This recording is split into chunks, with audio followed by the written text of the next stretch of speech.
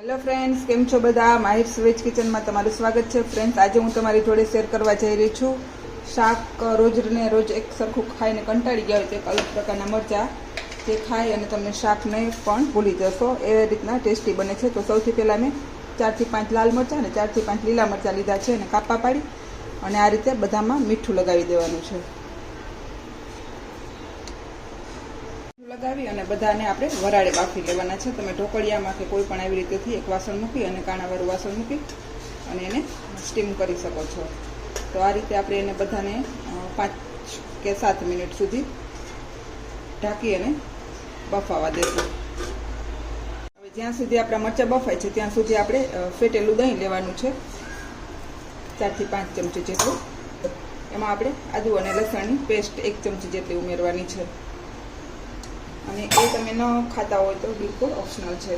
થોડી હળદર અને ધાણા જીરું 1 ચમચી આખું ભરીને રેડી કરવાનું છે અને થોડું કલર માટે મરચાં ઓલરેડી તીખાસવાળા હોય છે પણ થોડું કલર માટે લાલ મરચું આ બધું એડ કરી અને મરચાંમાં આપણે મીઠું લગાવેલું છે એટલે ઉપરના ભાગમાં મીઠું લગાવશું, એડ કરશું અને પછી આને હલાવી અને 2 થી 3 મિનિટ સુધી રહેવા દેશું. આ રીતે હલાવી લેવાનું છે અને સરસ મિક્સ કરી દેવાનું છે.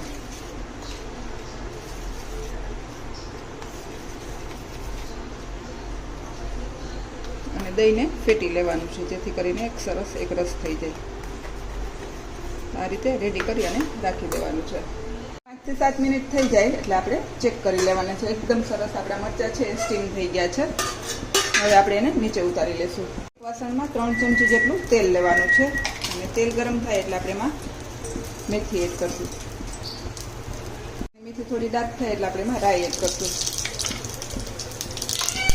અને રાઈ ફૂટે એટલે થોડી હિંગ અને થોડું જીરું આ બધું એડ કરી જે આપણે દહીં મિક્સ કર્યું એ એડ કરી દઈશું અને શેકેલી સિંગ અથવા તમે ખારી સિંગ પણ લઈ શકો, એનો શેકી અને આ રીતે અધકચરો ભૂકો કર્યો છે એ એડ કરી દઈશું 2 ચમચી જેટલો. અને હવે આને આપણે પકાવી લઈશું. જ્યાં સુધી તેલ છૂટું પડે ત્યાં સુધી એને પકાવશું. આ રીતે તેલ છૂટું પડી જાય એટલે આપણે જે સ્ટીમ કર્યા મરચાં એને એડ કરી દેવાના છે અને હળવે હાથે એને સરસ હલાવી લેવાનું છે.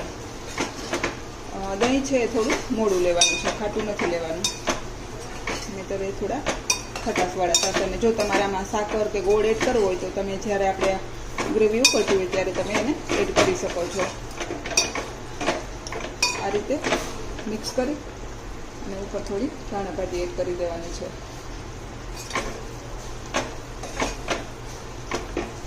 તો હવે આપણા મરચાં છે એકદમ સરસ બની અને રેડી છે. હવે આપણે નીચે ઉતારી લઈશું અને સર્વ કરશું.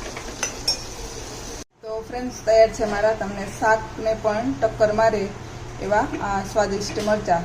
જો તમને મારી રેસિપી પસંદ આવે તો લાઈક કરજો, શેર કરજો અને સબસ્ક્રાઈબ કરવાનું ભૂલતા નહીં. Thank you, by.